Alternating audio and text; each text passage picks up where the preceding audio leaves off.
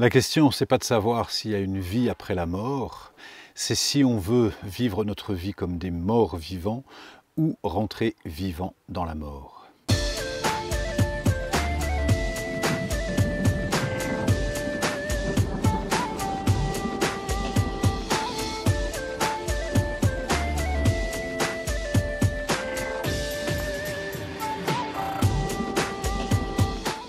Bonjour et bienvenue aux Chroniques du Moulin. J'ai plaisir à vous retrouver chaque semaine. Si je choisis cette semaine de commencer cette chronique par cette magnifique citation de Christiane Singer,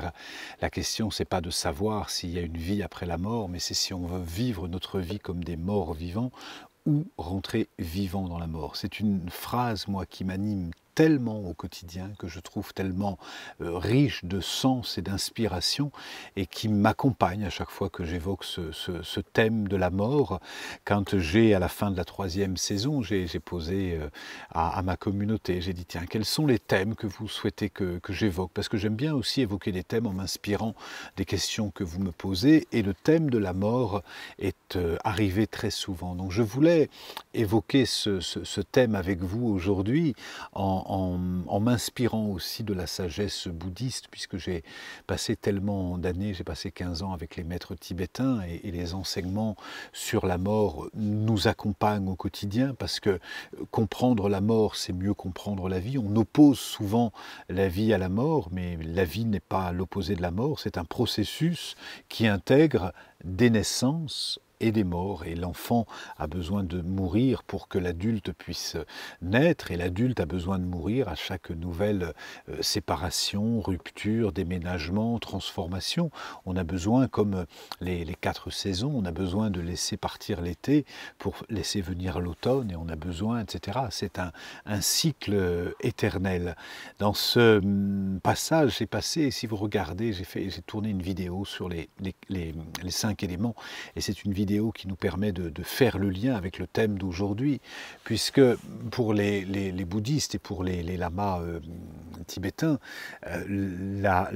notre être profond dépasse tellement notre corps physique. Notre corps physique est un véhicule qui va nous accompagner le temps d'une incarnation. On va en prendre le plus de soins possible, mais c'est un véhicule simplement qui nous accompagne le temps de cette incarnation.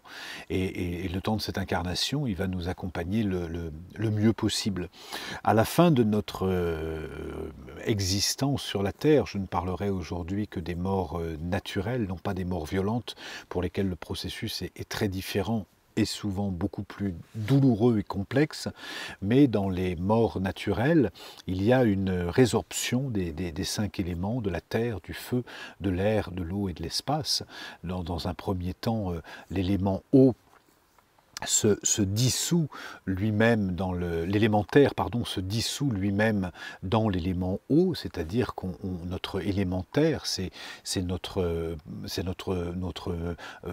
nos os, nos muscles, nos ligaments, etc. Et donc tous ces éléments se dissolvent dans l'eau, donc on perd du poids, on devient un peu cadavérique, on perd notre matière, et donc l'élément eau se renforce, l'élémentaire se dissout petit à petit, et puis l'élément eau lui-même se dissout dans l'élément feu, et petit à petit on est plus sec, on a moins de difficultés, on a plus de difficultés à parler, donc l'élément eau disparaît, se dissout lui aussi, jusqu'à ce que l'élément feu, lui aussi, se dissolve, et là, on a une baisse de température, on commence à être plus froid, à avoir aussi moins d'enthousiasme, moins d'élan, voilà, les mouvements deviennent difficiles, il n'y a plus de feu pour alimenter la chaudière des premiers et deuxième chakras, et puis ce 3e élément feu se dissout, lui aussi, dans l'élément air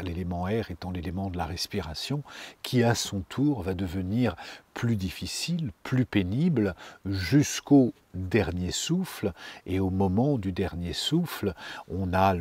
la dernière expire, on arrive sur la terre avec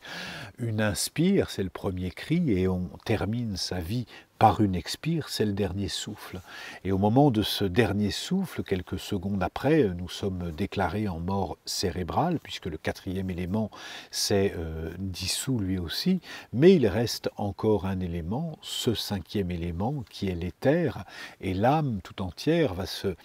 faire l'expérience d'être portée par l'élément espace. Et elle va être portée par l'élément espace dans toute la période qu'on appelle de transition, que les Tibétains appellent le bardo, qui est le bardo d'entre-deux. Et là, l'âme va faire l'expérience de quitter le corps. C'est pour ça que je disais, je ne parle que des processus de mort naturelle, puisque quand il y a un processus de mort violente, il n'y a pas la possibilité d'avoir cette dissolution naturelle des éléments, et donc brusquement, l'âme se retrouve presque éjectée du corps. Je dis presque parce que parfois elle se raccroche et elle ne comprend pas qu'elle est morte, ce qui peut créer beaucoup de douleur au niveau de l'âme, et c'est pour ça qu'on peut avoir besoin dans ces moments-là de l'accompagnement d'un lama ou d'un ami pour nous rappeler où nous sommes à ce moment-là et rappeler à l'âme l'expérience que nous sommes en train de vivre. Pour les Tibétains, cet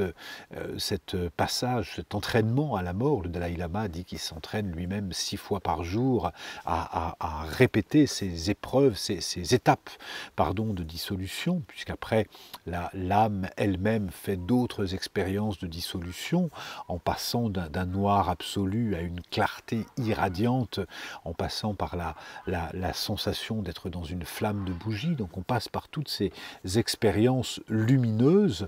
jusqu'à passer en fonction de notre karma, puisque dans toutes les traditions, je pense aux Égyptiens, où le cœur va être posé sur la balance, et puis on pose sur l'autre plateau de la balance une plume d'ibis, et si la plume est plus lourde que le cœur, alors on peut continuer notre voyage vers la lumière. Si le cœur est plus lourd, à contrario, on va devoir refaire le cycle des incarnations. Et cette dissolution des éléments les uns dans les autres nous amène ensuite à cette dernière étape qui est le grand passage de l'âme dans les autres vibrations, que ce soit dans des chemins de renaissance ou de vivre dans des champs purs. Vous savez, s'il y a une méditation que je fais tous les jours, c'est vraiment celle-ci, de se rappeler simplement que la vie est précieuse, et même si j'ai généralement beaucoup d'humour dans les chroniques du Moulin, j'aime aussi évoquer certains sujets plus profonds, plus essentiels,